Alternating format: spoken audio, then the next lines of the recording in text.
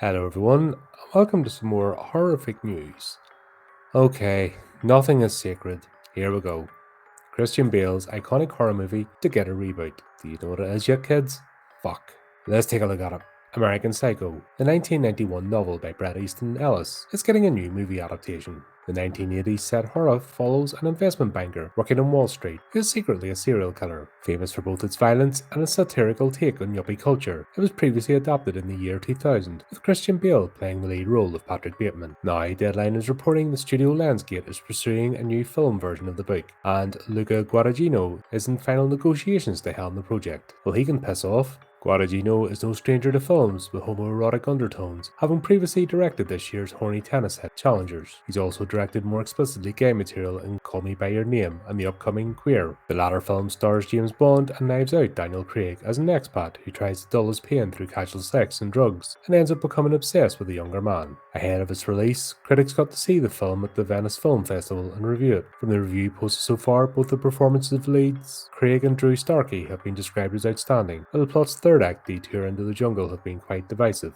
What the hell's this got to do with the project? Right, let's get this over and done with. Craig recently explained how he came to be involved in Queer, recalling, "We met 20 years ago and said, hey, we want to work together, and we finally did. If I wasn't in this movie and I saw this movie, I'd want to be in it. It's the kind of film I want to see. I want it to be out there." And that is it. Right, so we'll see how the game's being played. Going to get another shitty remake, and if you complain against it, you're a homophobe. Yawn. Have we been here before? What a pile of bollocks.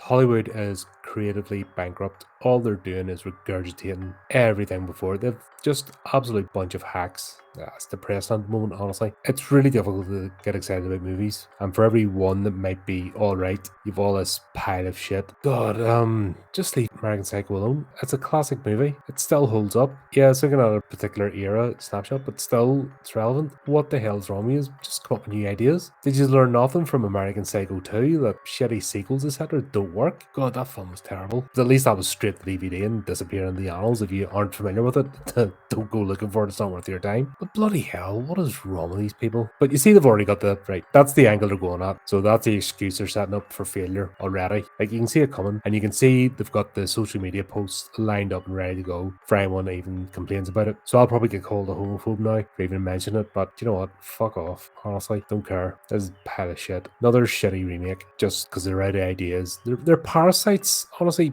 Hollywood is just full of parasites at the moment. That's the only way to describe them. Your second, third generation grifters who haven't earned their way. They were placed there by people before them, and it shows. And it's not just the actors, but I mean, it's across the board in that industry. Just people have been put in jobs because of mommy and daddy, etc. And it's just got to the point now where maybe people that originally had respect and created things, they're all gone. And the odd senile one-hit wonders that can't let go of their stardom, you know, Ridley Scott's of the world and James Cameron's who can't let go, and Tim Burton's going that way as well. It's depressing, isn't it? I don't know, man.